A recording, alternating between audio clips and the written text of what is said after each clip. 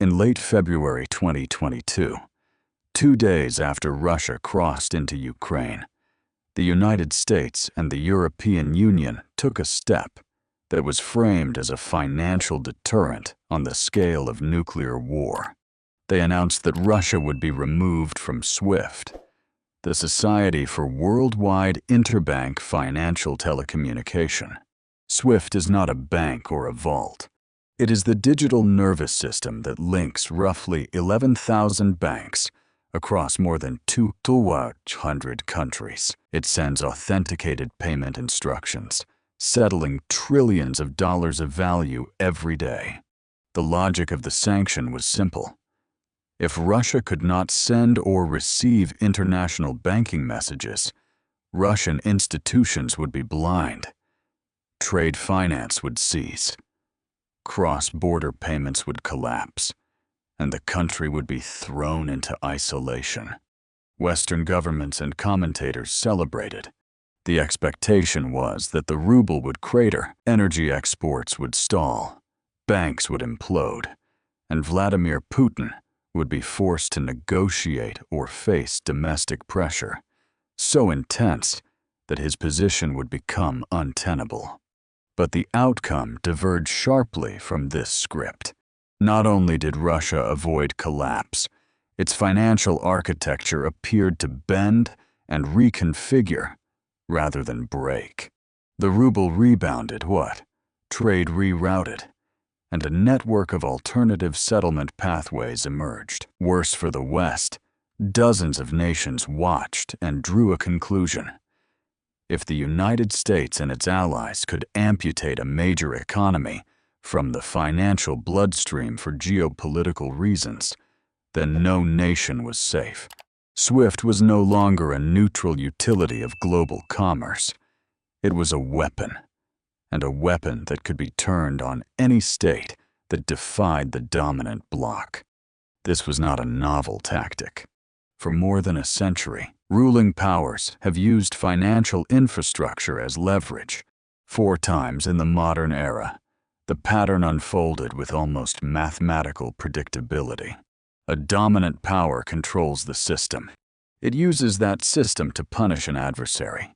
The target adapts. Neutral nations hedge. The infrastructure loses credibility. The leverage erodes. The power that once seemed untouchable unknowingly accelerates its own decline. Military force changes borders. Financial force changes architecture. SWIFT itself is deceptively simple. When a bank in New York wants to send $1 million to a bank in Tokyo, SWIFT transmits a secure, standardized message instructing the transfer. The value moves through correspondent banks and settlement systems. But the SWIFT message is the authentication layer that makes the transaction possible. Before SWIFT's creation in 1973, banks used telex, a clunky manual system vulnerable to fraud, delays, and formatting errors. SWIFT standardized messages, introduced cryptographic security, and made cross-border transactions routine. It grew slowly at first, 10 million messages per year, by the late 1970s. But by 2024, the system processes more than 11 billion messages annually. In effect, it became the circulatory network of financial globalization. Officially, SWIFT is headquartered in Belgium and claims political neutrality. In practice, its governance is dominated by Western banks, and the dollar's centrality gives the United States unique leverage. Most international settlements ultimately pass through dollar clearing institutions in New York, which gives Washington the legal and regulatory jurisdiction to pressure SWIFT. If a bank is removed from SWIFT, it becomes a ghost in international commerce. Letters of credit fail. Trade payments become labyrinthine. Insurance contracts break. The country is not merely inconvenienced, it is cast out. The US used this capability decisively in 2012 against Iranian institutions. The outcome was brutal for Iran. Oil exports, the nation's economic engine, plunged as buyers could not pay. The economy contracted, nearly a tier. Inflation spiraled into crisis. Tehran was forced back to the negotiating table, culminating in the 2015 nuclear agreement. At first glance, Washington had demonstrated the terrifying power of financial warfare. But Iran responded by constructing alternatives: barter trade, cryptocurrency channels, informal clearing networks, and deepening relationships with China, Russia, and Turkey. When sanctions returned in 2020, the nation endured hardship, but it did not return to collapse. A lesson was absorbed.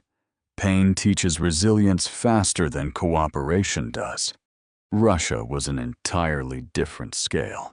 It is a nuclear power, an energy super exporter, and a permanent member of the UN Security Council.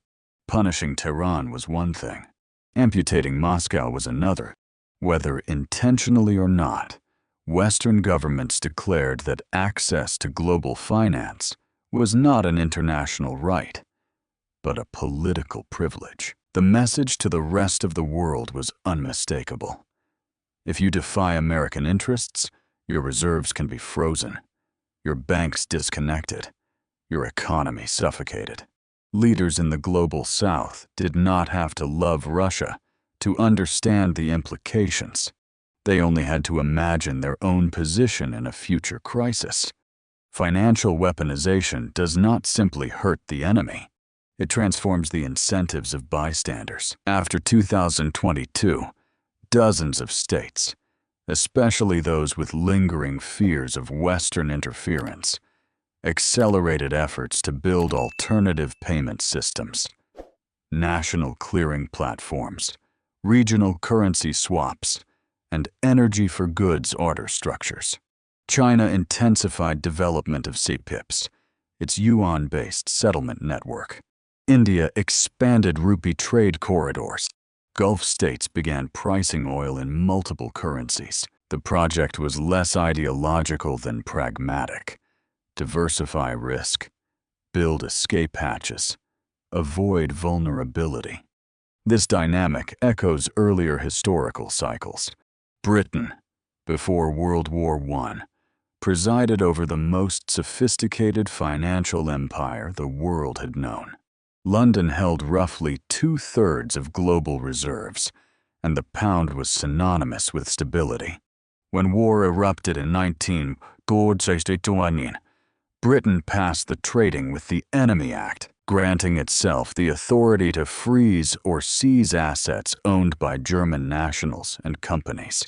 Properties, ships, accounts, anything tied to Germany across the empire was confiscated. The shock was profound. For centuries, finance had been bracketed from warfare. Armies collided, but bankers honored contracts. Britain broke the convention. The immediate damage to Germany was real. Trade collapsed, credit was scorched. Yet the strategic consequence was more subtle and more dangerous to Britain itself. Neutral states realized that London was not an impartial custodian of wealth.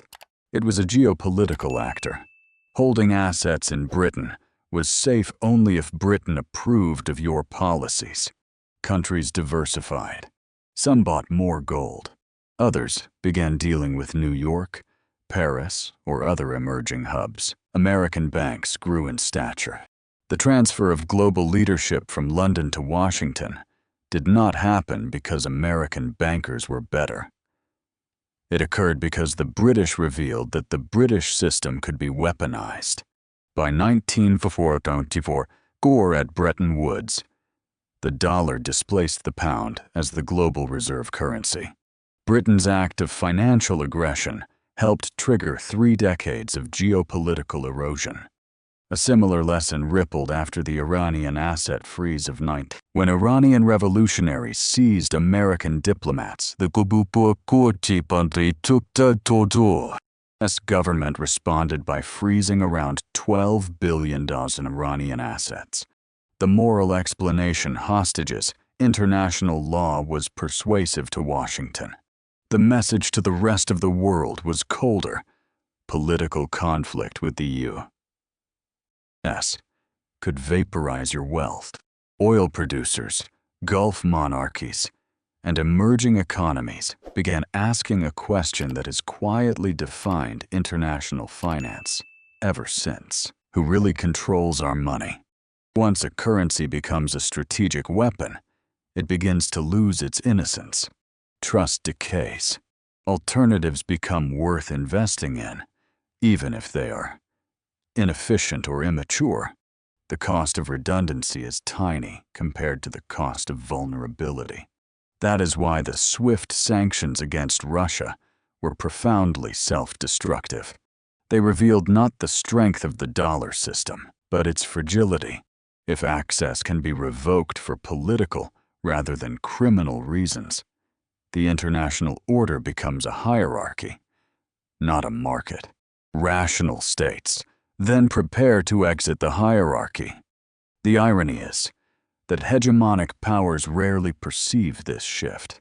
They believe they are enforcing discipline, demonstrating leadership, teaching adversaries a costly lesson.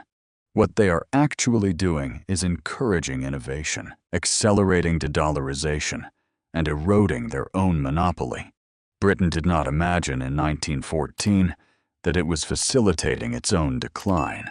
Washington did not imagine in 2012 that Iran's adaptations would be copied and improved by Russia, China, and dozens of nations.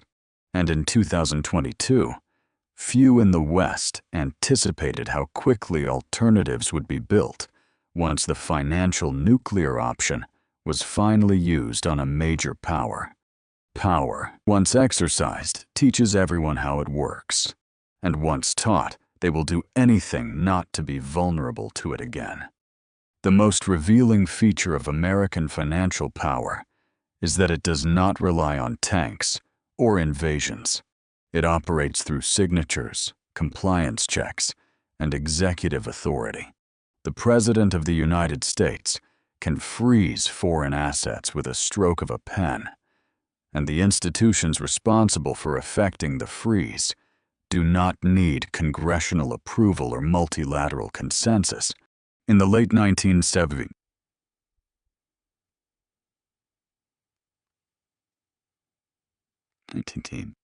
after the Iranian hostage crisis, OPEC nations understood this brutally well. Their dollar reserves, stored in New York accounts, were not truly sovereign. They were hostage to American political calculations. The result was gradual but transformative. From 1970 to 1991, OPEC states reduced their dollar holdings from roughly 85% to 71% of reserves. They purchased German marks and Japanese yen, increased gold allocations, and opened accounts in London, Zurich, and Singapore, diluting their exposure to any single jurisdiction. The Gulf monarchies, particularly Saudi Arabia, Kuwait, and the United Arab Emirates, cut U.S. Treasury exposure. The dollar did not collapse, but the long decline in its reserve share began not because nations opposed the United States ideologically, but because no rational state tolerates existential dependency. The Iranian freeze worked tactically. Iran eventually released the hostages in January 1981 under immense economic pressure.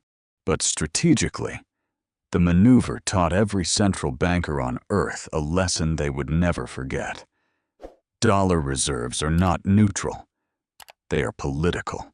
The United States gained leverage over one adversary, but lost a measure of trust from everyone else. Financial dominance is sustainable only while it is predictable. Once it becomes discretionary, it becomes dangerous. The third modern chapter of financial weaponization emerged in 2022 after Russia annexed Crimea. Washington responded with targeted sanctions. Key Russian officials were barred from Yipu. as financial markets and specific banks were restricted. However, Russia was not disconnected from SWIFT. The sanctions were carefully calibrated, loud enough to express disapproval, but not aggressive enough to cripple the Russian economy. In hindsight, this half measure was the worst possible strategy. It gave Russia 8 years of warning, 8 years of slow preparation, 8 years to rewire its economy away from dollar exposure before the true hammer dropped. Between 2010 and 2022, Moscow executed a strategic decoupling. Treasury holdings fell from roughly $130 billion to a negligible $2 billion. Gold reserves more than doubled, from 1,000 tons to over 20,000. Russia developed SPS, its domestic alternative to SWIFT, and expanded bilateral trade in rubles, yuan, and rupees. These were not symbolic gestures. They were survival protocols. Putin repeated in speech after speech that the dollar was a weapon, that reserves were not safe, that no major nation should expose itself to the financial vulnerability. Western analysts sneered. Russia was too entangled in global markets, too reliant on Western capital flows, too technologically dependent to achieve autonomy. But Russia was quietly building exactly the infrastructure it would need. The sanctions of 2014 did hurt Russia. Investment slowed. Some companies suffered. However, it also forced the Russian state and private sector to innovate. Without pressure, bureaucracies stagnate. Under threat, they accelerate. If the United States had done nothing, Russia might have remained complacent. If the United States had gone nuclear and severed Russia from SWIFT in 2020, the shock could have crippled Moscow before alternatives existed. Instead, Washington chose a middle path that demonstrated intent, but broadcasted deadlines. The Kremlin read the sign and spent 8 years preparing. That preparation paid off in 2022, when the United States and European Union finally wielded the SWIFT weapon in February. The blow was powerful. Russian banks were disconnected. The shock was compounded by the freezing of roughly $300 billion in Russian central bank reserves held in Western institutions. It was not just banks or oligarchs. It was the monetary foundation of the Russian state. The initial effects were dramatic. The ruble collapsed a third in value. The Moscow Stock Exchange shut down. ATM lines grew. Western economists congratulated themselves. Russia would break within months. Then the illusion shattered. The Russian central bank hiked interest rates to 20%, reversing the freefall. Moscow demanded European gas buyers pay in rubles, creating engineered demand and forcing Western governments to decide between symbolic purity and freezing winters. Most chose heating. The ruble recovered within 90 days. Oil and gas exports were redirected to China, India, and the Gulf. Payments flowed in yuan, rupees, and rubles instead of dollars. By late 2022, Russia had stabilized. By 2023, Russian GDP grew faster than Britain's and Germany's, despite being under sanctions unprecedented in modern history. The West had attacked Russia, but the collateral damage fell on the system itself. Nations realized that the United States was not merely capable of freezing the assets of belligerent enemies. It was willing to immobilize the reserves of a major nuclear power, a sovereign central bank, and a permanent member of the UN Security Council. The precedent was irreversible. The question every finance minister asked was simple. If the United States can do this to Russia, why would it hesitate to do it to us? The world is not made of permanent allies. It is made of shifting interests, Today's trading partner is tomorrow's rival. That psychological shift triggered the next phase. Countries that were not sanctioned began hedging against the possibility that someday they could be. This is the stage that transforms financial weapons into self-destruction. China accelerated de-dollarization. It reduced treasury holdings from roughly $1.3 trillion in the 2010s to under $8 billion. It expanded its official gold reserves and quietly accumulated more through state entities and offshore conduits, likely exceeding publicly disclosed levels. The Chinese payment system CEPs evolved from a regional curiosity into a global-scale alternative, processing hundreds of billions in yearly transactions.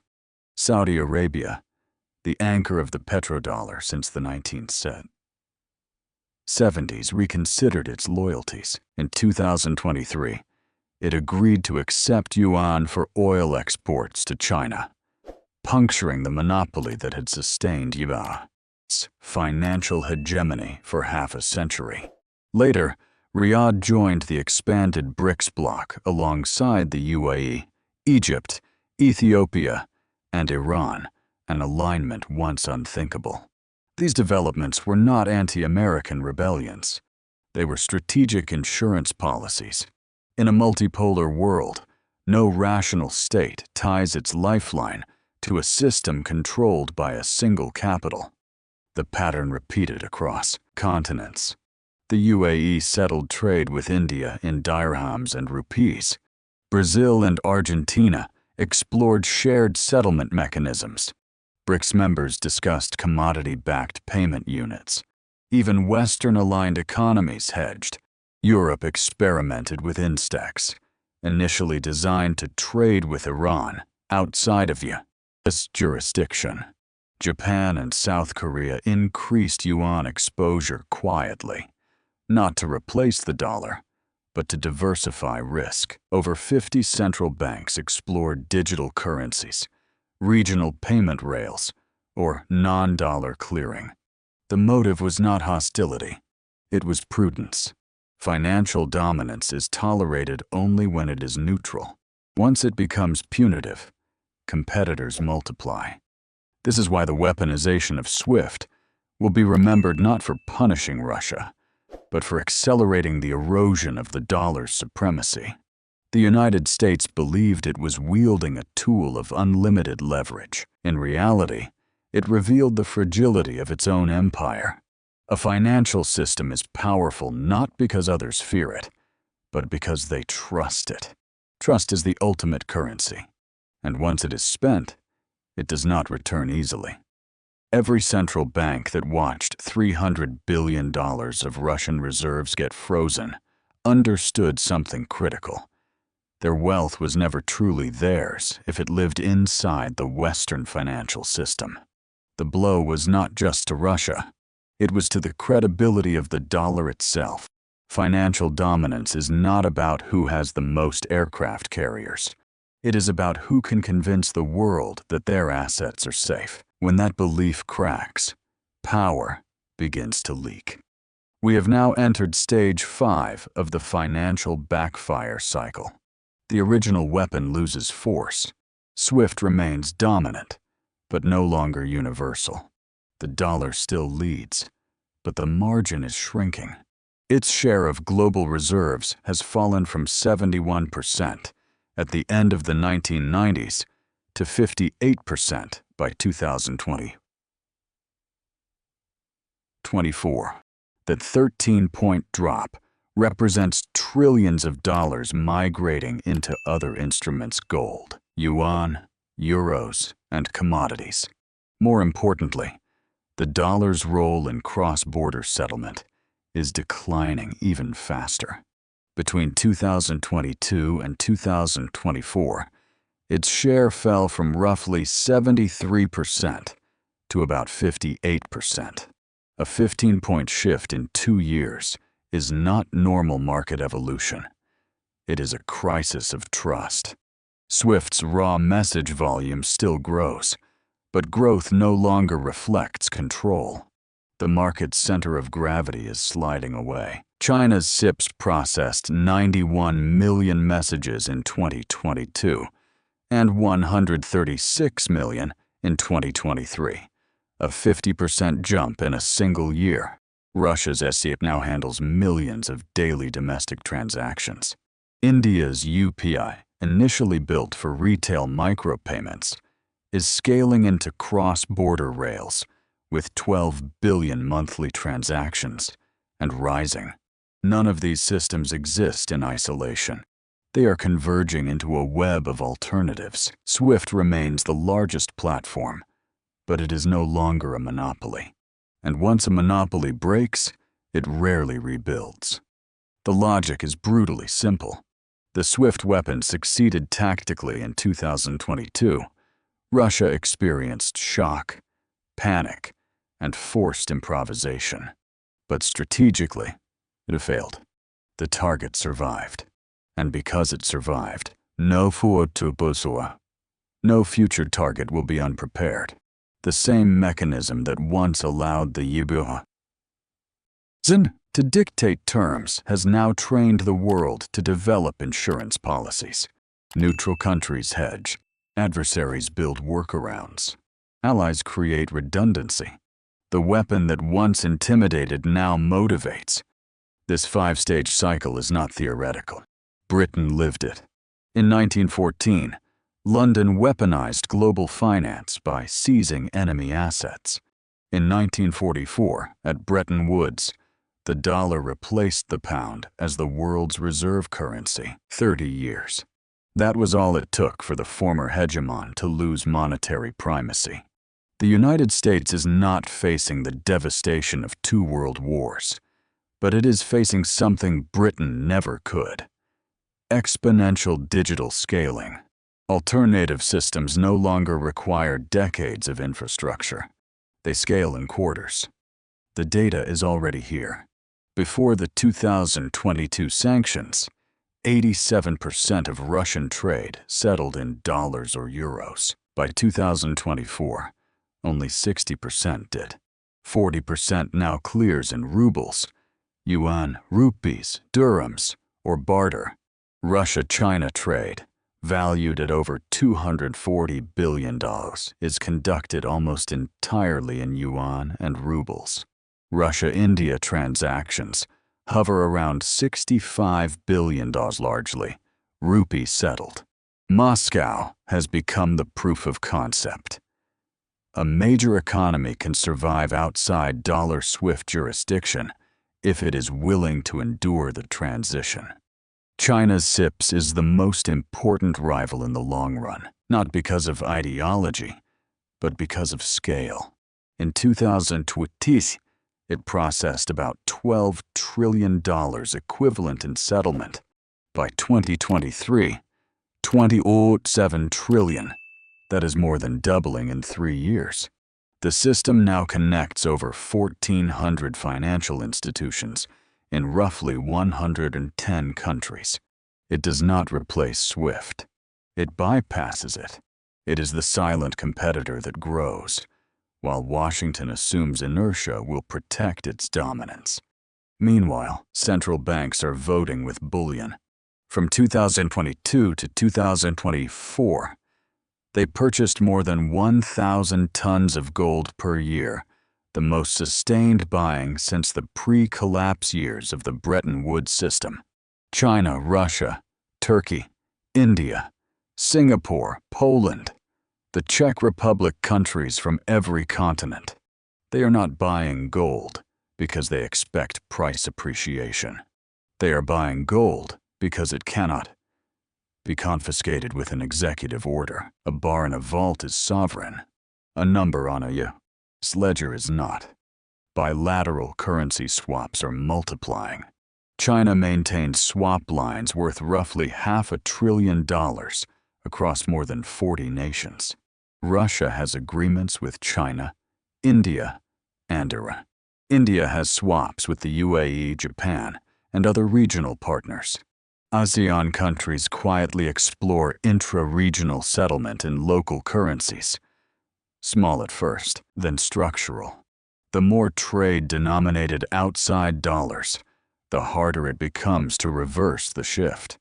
Even the petrodollar, the deepest foundation of yuan, this monetary supremacy is no longer singular. For half a century, oil meant dollars. American debt was convertible into global energy. That implied structural demand, no matter how reckless the yuan. Fiscal trajectory. The world still needed dollars to keep the lights on, but by 2023-2024, the wall cracked. Saudi Arabia accepted yuan from China. Russia sells oil to India in rupees. The UAE takes dirhams and yuan. Iran trades with China in yuan. Iraq negotiates similar arrangements. The monopoly is not dead, but a monopoly that is no longer exclusive has already lost its magic. Strategic power blocks have taken notice. BRICS expanded from 5 to 9 members: Saudi Arabia, UAE, Iran, Egypt, Ethiopia, representing nearly half the world's population, more than a third of global GDP, and over 40% of global oil production. At the Johannesburg summit, the bloc openly discussed a commodity-backed settlement unit tied to gold, energy, and industrial inputs. Whether it launches is secondary. The critical fact is that the world's major commodity exporters are openly planning an alternative to the dollar system. Future dominance is built first in intention, then in infrastructure. De-dollarization is not a hypothetical. It is not a forecast. It is observable reality. Central bank reserves are diversifying quarter by quarter. Trade settlement is shifting month by month. Alternative payment systems scale week by week. After 2022, the U.S. financial weapon became too visible. And once an empire demonstrates its enforcement tools, the world learned how to defend itself. The natural question emerges: how long until the dollar loses reserve dominance? History gives a rough template. Britain needed 30 years to fall from asset seizure to replacement. But Britain's decline was amplified by war, debt, and industrial erosion. The United States faces no equivalents of Verdun or Stalingrad. It still commands the largest economy, strongest consumer market, and most liquid capital system. But technology compresses timelines. What took London decades is something Beijing can execute in years. Payment rails scale. Exponentially, SIPs moved from 12 trillion to 27 trillion in 3 years. Digital banking does not need ports, factories, or maritime lanes. Software is faster than shipping. The time horizon shrinks accordingly. Based on present trajectories, reserve status erosion will not take a century. It will take 1 to 2 decades. Somewhere between the late 2030s and mid-2040s, the dollar will still exist, but not as the unquestioned center. Its share of reserves may fall toward 35 to 40%. The euro might absorb 20 to 25. The yuan could take 20. Gold and commodity baskets. The remainder, that is a multipolar monetary order. This matters because yuan's power is not only military, it is fiscal. Today, the United States runs trillion-dollar deficits with minimal pain. Foreign governments buy treasuries to obtain dollars, and those dollars flow back into yuan. Assets. It is a loop that funds lifestyles.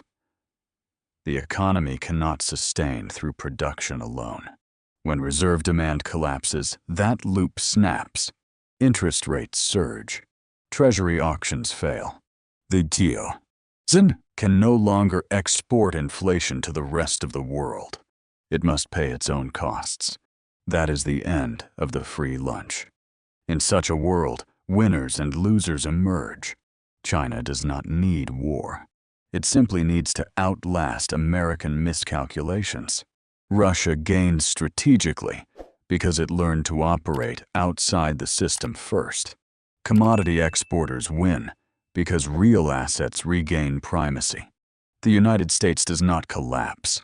It normalizes. But for a hegemon built on monetary privilege, normalization feels like decline. Russia proved something the United States always assumed was impossible. You can survive being cut off from SWIFT. That single fact shattered the psychological foundation of you. It's a financial power. For decades, nations complied with Washington. Not because they liked American policy, but because they believed non-compliance meant economic strangulation. Russia's survival exposed that belief as a myth. Instead of collapsing, it rerouted its trade, deepened ties with China, India, Iran, and other neutral nations, and rebuilt its financial plumbing. A country that Western policymakers expected to return to the Stone Age became the gravitational center of an emerging financial ecosystem. The geopolitical consequence was not isolation. It was coalition. BRICS, once dismissed as a political talking club, became the nucleus of a new multipolar currency structure. Brazil, India, and South Africa were the original pillars. But the expansion. Saudi Arabia, the UAE, Iran, Egypt, Ethiopia, transformed BRICS from a loose alliance into a bloc representing oil wealth, manufacturing capacity, and demographic mass. These states suddenly possessed leverage. In a unipolar dollar world, middle powers had two options: align with Washington or suffer. In a multipolar world, they can arbitrage. They can play the weaponized, smash China and the European Union against each other, extracting concessions from each side. They are no longer locked into dollar-based dependence. Their bargaining power increases with every transaction settled outside the American system. India offers the clearest demonstration. New Delhi refused to join Washington's sanctions regime. It bought Russian oil at heavy discounts, paid in rupees, and faced no meaningful retaliation. The result was not isolation. India enjoyed cheaper energy, higher growth, and more diplomatic leverage. This is a preview of the coming world: middle powers. Discovering autonomy once reserved only for superpowers. And when these states lose faith in fiat currencies or the durability of dollar reserves, they fall back on the oldest collateral civilization has ever trusted: gold. Central banks around the world have been purchasing gold at levels not seen for half a century. These are not speculative investors chasing short-term prices. They are sovereign institutions, hedging systemic risk. Gold is not subject to sanctions. It cannot be frozen or digitally blocked. It is, in the harshest moments of geopolitics, the only asset that retains sovereignty. Russia, China, Turkey, India, Singapore, Poland, the Czech Republic, all have been unloading dollar reserves and accumulating bullion. The logic is straightforward. As Treasury securities can be frozen with one executive order. They are no longer reserves. They are liabilities controlled by a foreign government. Gold, by contrast, is neutral. Parallel to gold accumulation, alternative financial networks are multiplying. SIPs in China, SPFs in Russia, India's UPI, Brazil's PIX, and a growing constellation of regional clearinghouses and crypto settlement rails offer pathways outside SWIFT. Some of these systems are still young, others enormous and maturing rapidly. But together, they share one philosophy: reduce vulnerability to a sin veto power. Financial technology companies across Asia, Latin America, and Eurasia benefit enormously. They provide infrastructure for settlement and clearing that does not require exposure to Western regulators. Every year, more transactions flow through these domestic and cross-border systems. And every year, the relative influence of Western messaging networks declines. Who loses in this transition? The United States loses hegemony, not in a dramatic collapse, but through a slow erosion that cannot be reversed. The reserve status of the dollar is the cornerstone of American exceptionalism. It enables unlimited deficit spending because foreigners willingly park their savings in weaponized debt. It gives sanctions teeth because controlling transaction rails means controlling access to global commerce. It allows the SOC to import wealth and export inflation. When that privilege fades, the foundations of the American domestic model shift. The government must begin to live within its means. Borrowing becomes expensive. The U.S. military, subsidized by the rest of the world through treasury demand, becomes harder to sustain. American living standards do not implode, but they normalize. The country becomes an affluent nation among other affluent nations, not a hyperpower. Europe loses as well, and in a more tragic way. Rather than carving an independent path, it fused its destiny to the U.S. financial system. European governments joined American sanctions, froze Russian assets, and participated in the SWIFT cutoff. They did this believing alignment with Washington protected their interests. What actually happened is that they handcuffed themselves to a declining model. The euro could have been positioned as a neutral reserve competitor, but Europe never acted like a sovereign pole of power. It acted like a junior partner. When the dollar descends from dominance, it does not follow that the euro rises. In reality, the yuan ascends. Europe becomes economically dependent on the US, as well simultaneously reliant on China for manufacturing and trade. It is squeezed from both ends, neither hegemon nor challenger. SWIFT itself is collateral damage. The institution is technically a Belgian cooperative, but geopolitically it is seen as a Western enforcement tool. Once weaponized against Russia, trust in neutrality evaporated. Nations began reducing their SWIFT exposure, not because SWIFT is bad technology, but because its governance is politicized. SWIFT will persist, but as one rail among many, a utility rather than a gatekeeper. As transaction volumes migrate to alternative systems, the fees and influence that sustained SWIFT diminish. Its business model dissolves into mediocrity. Dollar holders lose wealth as well. The erosion does not come through hyperinflation or spectacular collapse. It comes through attrition, 5 to 10% annual debasement relative to major commodities and competing currencies. A savings account paying 4% interest while losing set to real-world inflation produces negative returns. The stealth tax of monetary dilution drives capital elsewhere. Investors buy gold, real estate, digital assets, or foreign equities.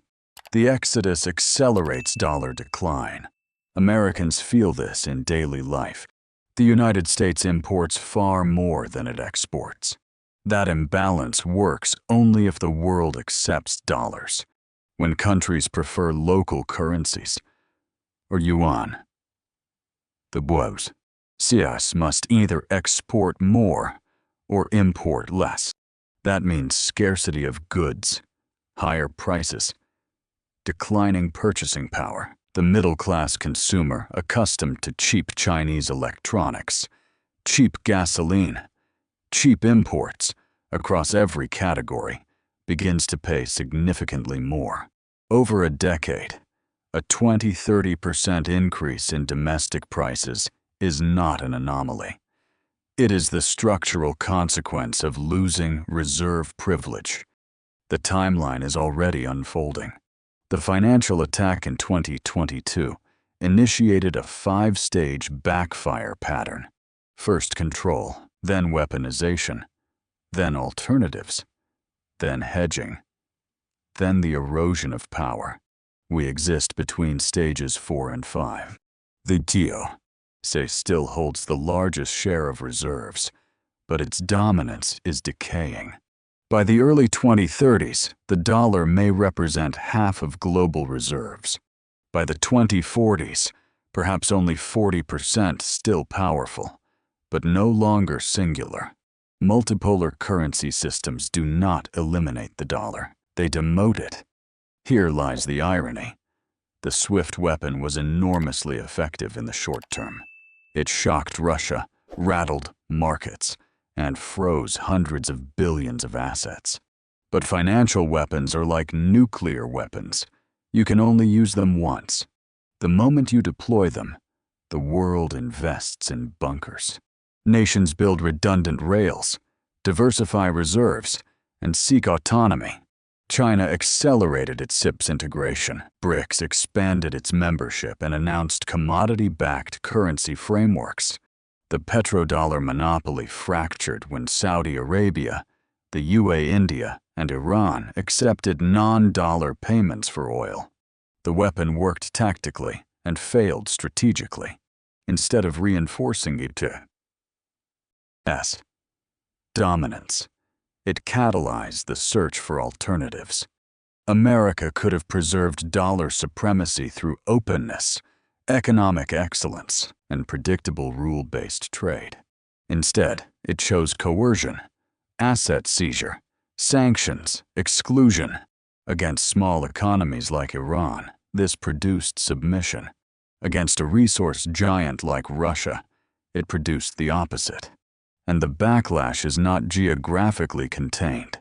It encompasses half the world. The historical precedent is brutal. Britain weaponized finance in 1940. 30 years later, it lost the reserve currency to the US. Technology today accelerates cycles. What took 3 decades in the 20th century may take half as long now. This is not prophecy, it is pattern recognition. Financial weapons always detonate in the hands of their wielders. The dominant power assumes it is exercising ultimate leverage. In reality, it teaches every rival how to bypass the very tools that once made it unbeatable. The SWIFT weapon destroyed SWIFT's monopoly. The dollar weapon undermined dollar hegemony. And the principal winner is China. Patient, disciplined, quietly constructing alternatives while the US dismantles its own advantages. China did not need to defeat America militarily. It simply watched the weaponization smother the goose that laid the golden eggs of global finance. The 5-stage cycle has completed its arc. The US controlled SWIFT and the dollar. It weaponized them. Russia built workarounds. Dozens of nations hedged. Now the weapon no longer terrifies. It merely irritates. This is the twilight of dollar supremacy. Not dramatic collapse, but slow self-inflicted erosion. Not through war, but through financial arrogance. The world has absorbed the lesson. Build alternatives. Diversify reserves. Never again allow another nation to choke your economy with the flick of a switch. Those who understand this pattern understand geopolitics for the next generation. The dollar will decline. The yuan will expand. The global system will fragment into multiple centers of monetary gravity. America weakens not because China attacked, but because Washington mistook financial domination for strategy. The world beyond the dollar is emerging. It has not yet arrived, but its foundation is already poured. Historians will look back at that winter moment in 2022 and quietly mark it as the day U.S. financial supremacy ended long before most Americans realized it.